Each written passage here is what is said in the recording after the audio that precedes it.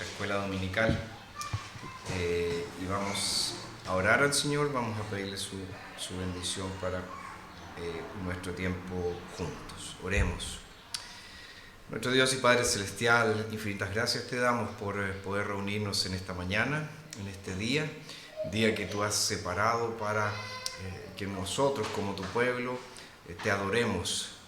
Un día especial, un día en que debemos dedicarnos a los ejercicios santos, a los ejercicios de adoración. Queremos agradecerte por el privilegio de tener este lugar donde reunirnos. Y también, Señor, agradecerte por todas tus bendiciones que constantemente nos concedes. Padre, ahora queremos suplicar que tú seas nuestro Maestro hoy, que tu Santo Espíritu ilumine nuestro entendimiento a fin de que podamos captar tu palabra en profundidad. Oramos y todo lo entregamos en el nombre de Jesucristo. Amén. Muy bien. Seguimos nosotros con nuestra serie de estudios acerca de matrimonios en la Biblia. Y hoy día, como lección número 8, vamos a tratar de un matrimonio bastante infame. Me refiero al matrimonio de Acab y Jezabel. Y es por eso que el título de esta lección tiene "Lo malo puede empeorar". Lo malo puede empeorar. Fíjense que por lo general nosotros podemos escuchar que padres le colocan nombres a sus hijos y nombres bíblicos, ¿verdad? Nombres como Josué, Caleb, Pedro, Pablo, etc.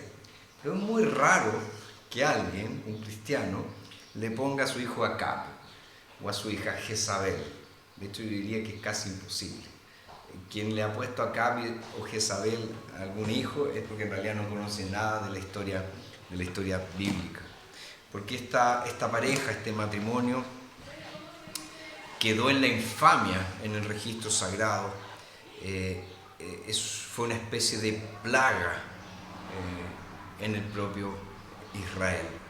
Y nosotros podemos leer la historia de estos a partir de Primero de Reyes, capítulo 16, versículo 29, que nos dice: en el año 38 de Asa, rey de Judá, Acab, hijo de Omri, comenzó a reinar sobre Israel. Acab, hijo de Omri, reinó sobre Israel en Samaria 22 años. Acab, hijo de Omri, hizo lo malo ante los ojos del Señor, más que todos los que habían reinado antes de él. Como si le hubiera sido cosa liviana andar en los pecados de Jeroboam, hijo de Nabat, tomó por mujer a Jezabel, hija de Et-Baal, rey de los Sidonios, y fue, sirvió a Baal y lo adoró. Erigió un altar a Baal en el templo de Baal que había edificado en Samaria. Acab también hizo un árbol ritual de acera. Acab hizo peor que todos los reyes de Israel que habían reinado antes de él, provocando a ira al Señor Dios de Israel. Vemos ahí el resumen que nos presenta el autor de los reyes de este infame Acab. Nosotros sabemos, por lo que nos dice el registro, que Acab era un rey que no tenía interés alguno en seguir los caminos del Señor. Como leímos aquí en el versículo 30, Acab hizo lo malo ante los ojos del Señor, ojo, más que todos los que habían reinado antes de él. Y para agravar su maldad, para agravar su iniquidad, nos dice el texto que él se casó con Jezabel, hija de Et-Baal, es decir, se casó con una mujer pagana, hija de un rey pagano, que era el rey de los Sidonios, y como resultado, nos dice el versículo 31, sirvió a Baal y lo adoró. Es decir, él se transformó también en un idólatra. Y obviamente ante la insistencia de ella, es lo más probable, Acab levantó, construyó un altar y un templo a Baal en Samaria, como nos dice el versículo 32. Erigió un altar a Baal en el templo de Baal que había edificado en Samaria. Entonces, fijémonos cómo estos dos personajes infames comienzan a tomar pésimas decisiones, particularmente Acab, porque Acab formaba parte del pueblo de Dios. Jezabel era una mujer pagana, pero él, sin importarle la ley del Señor, él tomó una mujer pagana como su mujer. Y ahí ciertamente comenzó una seguidilla de acciones que terminan en esta profunda iniquidad. Y fíjense que así como nosotros, cuando nos juntamos con buenas personas, por lo general hay buenos resultados. Cuando se juntan malas personas, también hacen un tremendo equipo para hacer cosas malas. Y este fue el caso de Acab y Jezabel. Juntos llevaron a la nación de Israel por el camino de la apostasía, por el camino de la idolatría. Y fíjense que, por lo que nos dice el registro bíblico, si algo estaba bien hecho, si algo estaba en conformidad al camino del Señor, Acab y Jezabel evitaban que eso sucediera, o evitaban que eso siguiera. Si algo era inmoral, si algo era impío, Acab y Jezabel abrazaban eso con todo su corazón. Y fíjense que eso no es muy diferente a muchos matrimonios que vemos hoy en día. Cuando se trata de juntos hacer cosas buenas, no las hacen. Pero cuando se trata de hacer cosas malas, pucha que son rápidos para hacerlas. Y eso ya nos da una primera enseñanza. Como matrimonios, ¿qué estamos haciendo? ¿Estamos haciendo cosas buenas juntos? ¿O estamos haciendo cosas malas juntos? Cuando estamos en ese compañerismo propio del matrimonio, ¿es para hacer cosas buenas o es para hacer cosas malas? Ahora, hay una declaración muy importante, muy significativa con respecto a personajes como Acab y Jezabel en 1 de Reyes 21, versículo 25, que dice: no hubo realmente nadie como Acab, ojo, que se vendiera para hacer lo malo ante los ojos del Señor, pues su mujer Jezabel lo incitaba. Se vendió para hacer lo malo. Es ciertamente, cuando uno lee acerca de Acab, se da cuenta que él era lo suficientemente perverso, lo suficientemente malvado en sí mismo. Pero cuando él se casó con Jezabel, este hombre malvado se puso peor aún. De hecho, otras traducciones dicen que Jezabel no solamente lo incitaba, lo provocaba a hacer el mal. Y ahí también tenemos una lección interesante para nuestros matrimonios. Yo estoy incitando a mi mujer, estoy incitando a mi marido al bien o al mal. Hay muchas parejas, ¿verdad?, que se incitan al mal a través de, por ejemplo, bromas pesadas todo el tiempo. Porque están incitando al otro a responder mal. Están incitando al otro a enojarse. Hay matrimonios que incitan al mal cuando hay malos tratos. Porque están incitando al otro a guardar rencor, a explotar en ira, etc. Entonces, ¿estamos incitando a nuestro cónyuge a cosas santas, provocándolos, llevándolos a realizar cosas santas, o lo estamos incitando al mal? Y puede esto alcanzar todas las esferas, todos los aspectos. Estoy incitando a mi mujer a tener malos pensamientos, estoy incitando a mi marido a tener malos pensamientos.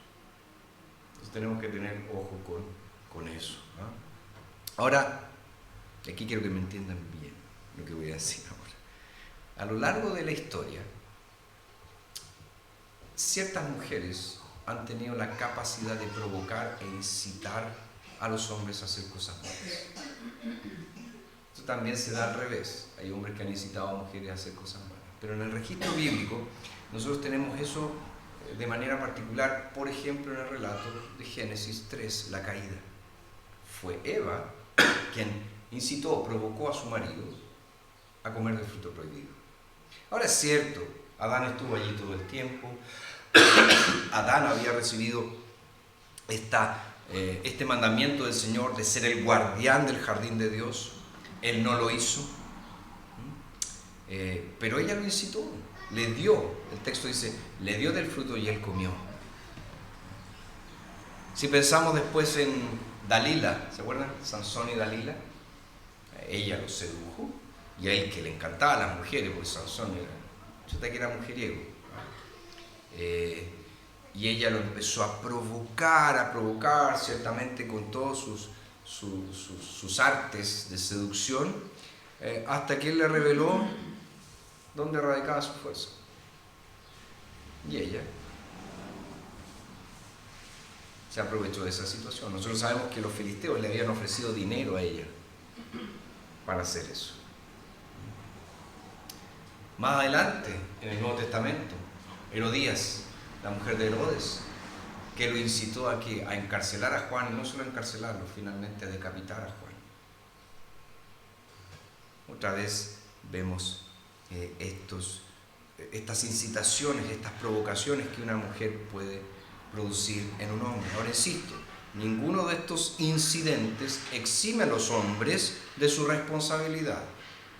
Adán fue responsable, Sansón fue responsable, Herodes fue responsable, etc. Ellos tomaron la decisión, pero fueron provocados a eso. Y sabemos que cada uno debe dar cuenta de sí mismo. Así como ellas van a tener que dar cuenta de lo que hicieron, ellos también van a tener que dar cuenta de lo que hicieron.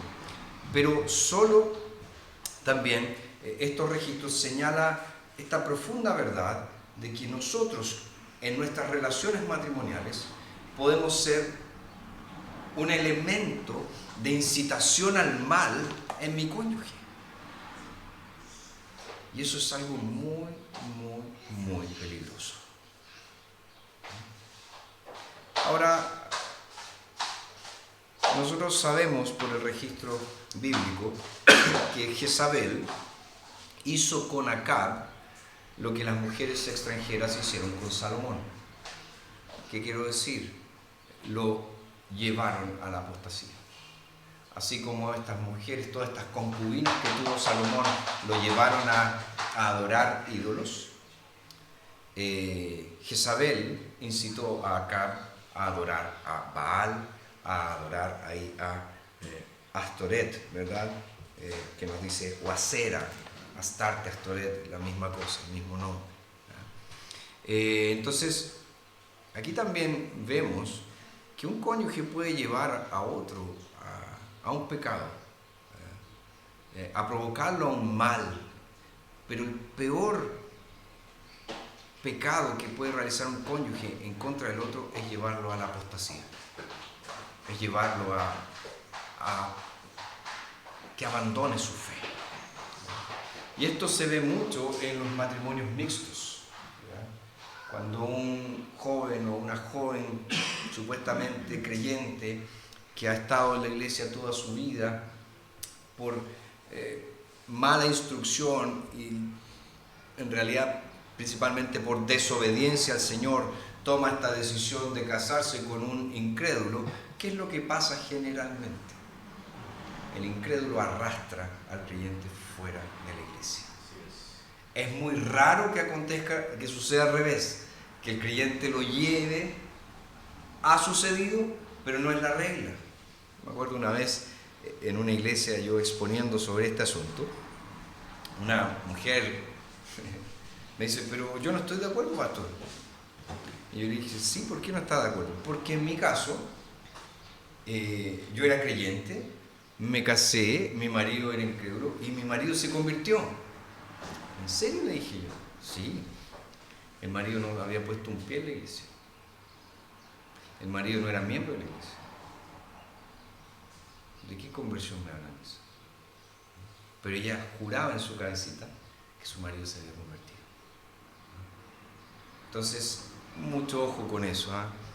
Como algunos bromean, matrimonio nunca ha sido una agencia misionera.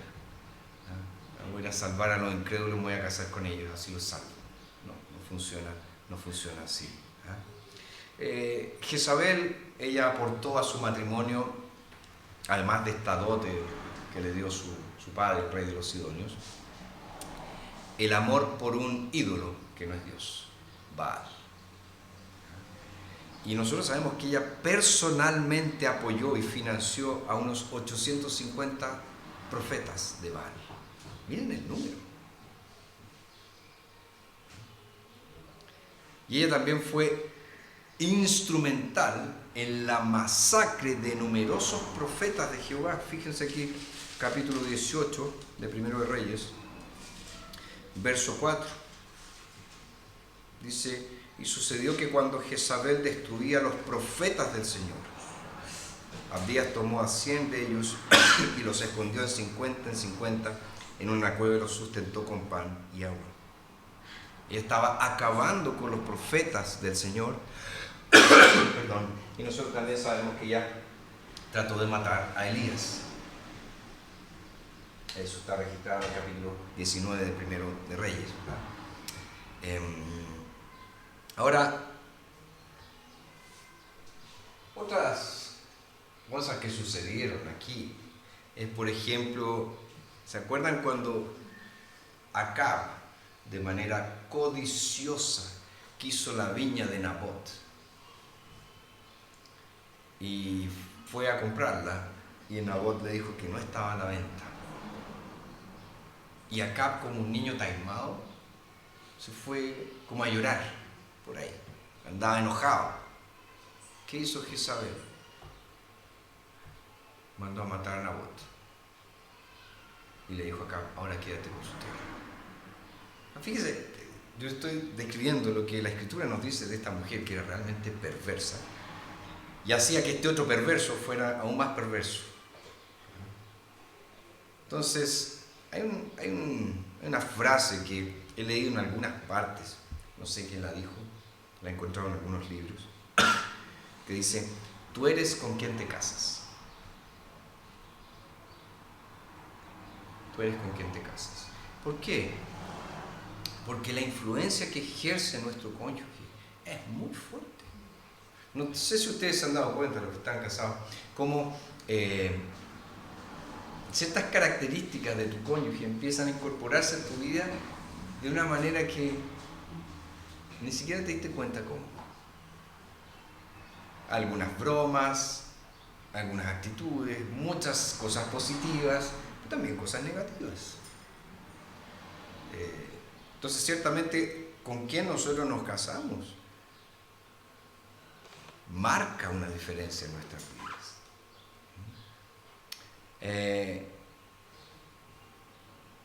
Y aquí vemos que ciertamente eso sucedió. Era un hombre malvado, pero que se potenció con una mujer perversa y llegó a ser más malvado de lo que era. Tanto así que el libro nos dice, el libro de Reyes, que como él no hubo otro rey en lo perverso que era. Y es por eso que nosotros tenemos que insistir a las nuevas generaciones de creyentes. Es por eso que tenemos que tener cuidado con nuestros hijos. No se casen con impíos. No se casen con incrédulos. Sabemos por lo que nos dice Génesis 6, que Dios envió el diluvio por causa de los matrimonios mixtos, porque la maldad era mucha en la tierra. Cuando los hijos de Dios, dice, se empezaron a casar con las hijas de los hombres, la maldad se hizo mucha en la tierra.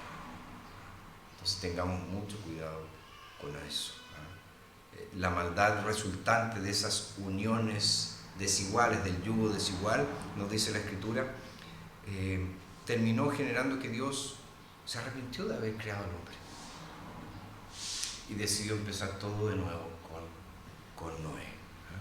Ahora nosotros sabemos que Acab y Jezabel no escaparon del castigo de Dios, porque Dios los juzgó. Y nosotros obviamente debemos pensar en eso en la medida en que leemos este relato bíblico. Entonces, aquí una palabra para los cónyuges. Si vamos a incitar a nuestro cónyuge a algo, si vamos a provocarlo a algo, ¿qué tal sería provocarlo al amor y a las buenas obras? Incitarlo al amor y a las buenas obras. Y esas palabras fueron escritas para todo cristiano. Porque el autor de los Hebreos dice ahí en el capítulo 10, verso 24, considerémonos los unos a los otros para estimularnos al amor y a las buenas obras.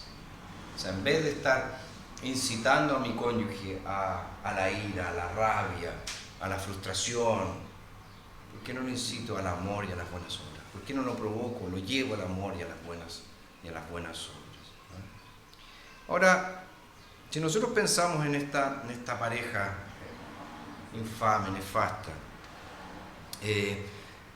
uno podría llegar a la conclusión de que Acab tenía ventajas sobre Jezabel. ¿A qué me refiero? Acab nació dentro del pueblo del pacto. Él era un judío. Él pertenecía al pueblo del Dios vivo y verdadero. Él podría haber sido una buena influencia para Jezabel, pero por su carácter malvado, él se vio aún más potenciado por su mujer. Y nosotros sabemos que eso se ha repetido en la historia cientos de veces. Me acuerdo cuando era joven, más joven, antes de mi conversión, que ha sido cuando yo tenía como 13, 14 años, yo tenía esta mala costumbre de juntarme con los más malos del curso. Era una especie de imán. Especie de imán. Los más malos, ahí estaba yo metido con ellos. Y encontraba divertido encima eso. Y ciertamente eso me costó suspensiones en el colegio y varios retos y dolores de cabeza a mis padres también. ¿Por qué les cuento esa historia? Por una razón obvia. Como dice el dicho popular, dime con quién andas y te diré quién eres. Pues también podríamos aplicarlo al matrimonio. Dime con quién estás casado y te diré quién eres. Entonces, tengamos mucho ojo con esas escenas que se repiten permanentemente. Puede que nosotros, como ya les dije, no le pongamos a nuestros hijos Acab y a nuestras hijas Jezabel. Vamos a escoger otros nombres bíblicos, ¿verdad? Daniel, David, Salomón, Pedro, Pablo, Juan, etc. Pero demasiadas veces nuestro carácter y el de estos personajes bíblicos son muy paralelos, son muy similares. Entonces es hora que prestemos atención de que lo que es malo puede terminar peor aún. ¿Dudas hasta acá? ¿Comentarios? No, clarísimo. Se ha sostenido que y la lucha que tengo con mis sobrinos que se casen con yugos iguales. Y es cierto, yo he visto un matrimonio que, no, por respeto no vamos a nombrar a Dios porque Él no cree. O sea, por respeto a Él. Cuando se casan por la iglesia. Cuando se casan por la iglesia. Cuando se casan por la iglesia. ¿No? ¿Recuerdas que se casan? Ah, no, cuando se casan por la iglesia. Claro. Y ni siquiera se nombra, en algunas palabras se nombra a Dios por respeto al no creyente. Cierto. O no violentarlo. Claro, es verdad. ¿Alguien aquí en la casa tiene alguna pregunta, duda? ¿No? Sigamos entonces. ¿Qué lecciones podemos extraer de esta pareja? Bueno, la primera, que ya lo mencionamos, estas alianzas con paganos, este yugo desigual, cuidado con eso. La idolatría también, cuidado con eso. Pero también este hecho de que lo malo empeoró. ¿Y por qué? Por las características de ambos. Pensemos en un Acab. Acab, por lo que nos dice el registro bíblico, era vanidoso, era profundamente orgulloso, hasta el punto que él no soportaba ser contradicho.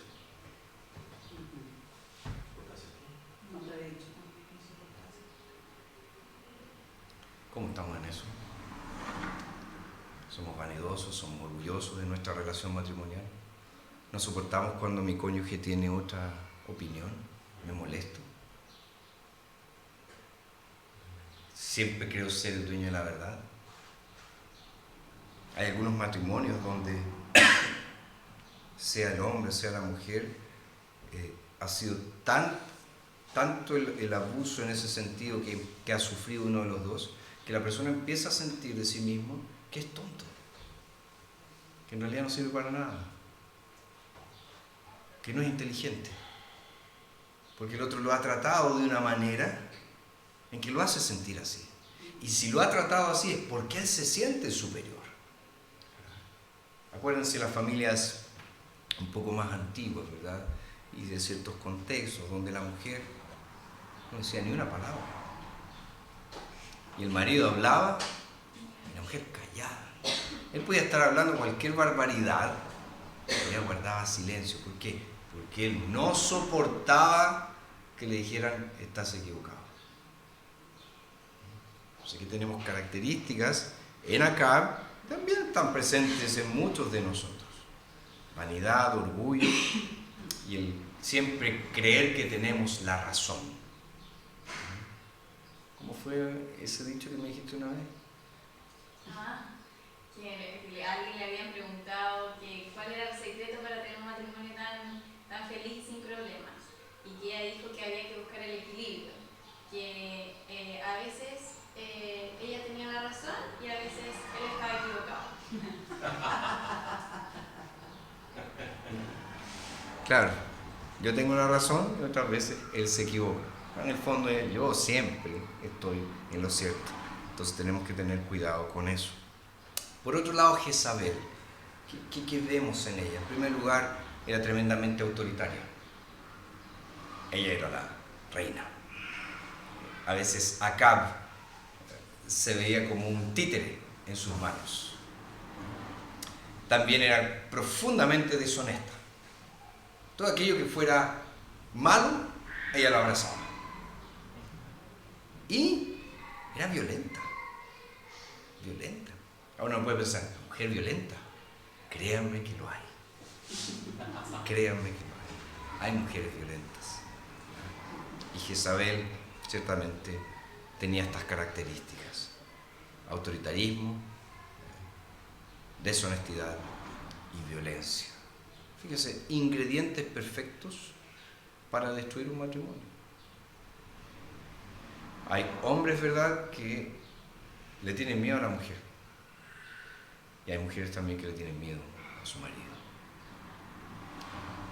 Hay mujeres que saben que su marido es deshonesto, que hace cosas muy equivocadas, muy bajas. Y también maridos que saben que sus mujeres hacen ese tipo de cosas. Entonces, miremos estas características y evaluémonos a la luz de la palabra de Dios. Porque si bien es cierto, uno dice, no, yo como Acab no soy. Imposible. Como Jezabel, no, jamás. Pero hay algunos rasgos de estos personajes que están en nosotros. Y si lo están, bueno, confesemos nuestros pecados, arrepentámonos de nuestros pecados y supliquemos a Dios transformación de nuestro carácter. Vamos ahora con algunas aplicaciones para nuestra vida. La primera de ellas es para los casados. ¿Cuáles son las principales cualidades que encuentras en tu cónyuge? ¿Cuáles son? ¿Te has puesto a pensar en eso? Porque generalmente nosotros pensamos en cuáles son sus cosas malas. Que siempre es desordenado, que no ayuda en nada, que tengo que pedirle siempre las cosas, cero iniciativa, en fin. Pero ¿cuáles son las cosas buenas que él o ella tiene? ¿Cuáles son? Porque ¿cuáles son las principales cualidades que de hecho nosotros debiéramos buscar en nuestros cónyuges? Fíjense, a veces nuestros valores están determinados por el mundo. Porque lo que yo más debiera valorar en mi cónyuge es su santidad, su amor por el Señor, su pasión por el Evangelio. más que sea un gran proveedor, más que sea el tipo más encachado, la mujer más linda, más que eso. Su santidad, una cualidad muy, muy importante. Segunda cosa que debemos tener en mente es los roles. Ya lo veíamos en la historia de Acab y Jezabel, nosotros vemos que ella era profundamente autoritaria y él parecía a veces un títere en manos de ella. Y nosotros sabemos que ese no es el diseño de Dios para el matrimonio. El diseño de Dios es que el varón es el jefe del hogar, él es el líder. Es un líder que sirve en amor, es un líder que se sacrifica como el Señor Jesucristo. Es un líder que procura la santificación de su mujer. Pero él es el líder, no es ella. Y cuando ese orden se revierte, siempre ese matrimonio va a andar cojo. Y va a ir rumbo también al desastre. Hay un pastor brasileño que él hablaba de familias acéfalas, sin cabeza, porque nadie manda, y familias bicéfalas, dos cabezas, dos que mandan. Y allí uno ve cómo lamentablemente se provocan grandes desastres. Porque ustedes saben, son padres, que los hijos son pecadores desde chiquititos. Y ellos saben muy bien cuando hay dos que mandan en la casa. Quiero salir a alguna parte. No le voy a preguntar a mi mamá, porque me va a decir que no le voy a preguntar a mi papá. Porque como siempre anda volando, anda en otra. Papá, ¿puedo salir? Sí, hijo, no hay problema, ¿sabes? Y de repente la mamá pregunta, ¿dónde está? ¿Salió? ¿Y por qué lo dejaste si estaba castigado? Listo. Entonces tenemos que tener ojo con eso. El rol que cada uno debe cumplir en nuestro matrimonio debe estar bien claro. Y lo tercero que podemos extraer de esta historia son las consecuencias de nuestras elecciones. Porque muchas de nuestras elecciones han provocado graves consecuencias en nuestros matrimonios. Personas que están con su corazón roto y aún viven en una relación matrimonial. ¿Consecuencia de qué? Las malas decisiones de su otro cónyuge, de sus malos tratos, en fin. Ahora, ¿cuál es la manera de remediar ese tipo de cosas? Porque ciertamente hay solución. Nosotros no podemos pensar de que no, esto ya se acabó, ya no hay nada más que hacer. Porque si pensamos de esa manera, fíjense, nosotros estamos limitando profundamente al Señor, que es el creador de todas las cosas. Es decir, si el Señor de la nada hizo todo esto, ¿cómo no va a poder arreglar mi matrimonio? Él puede hacerlo.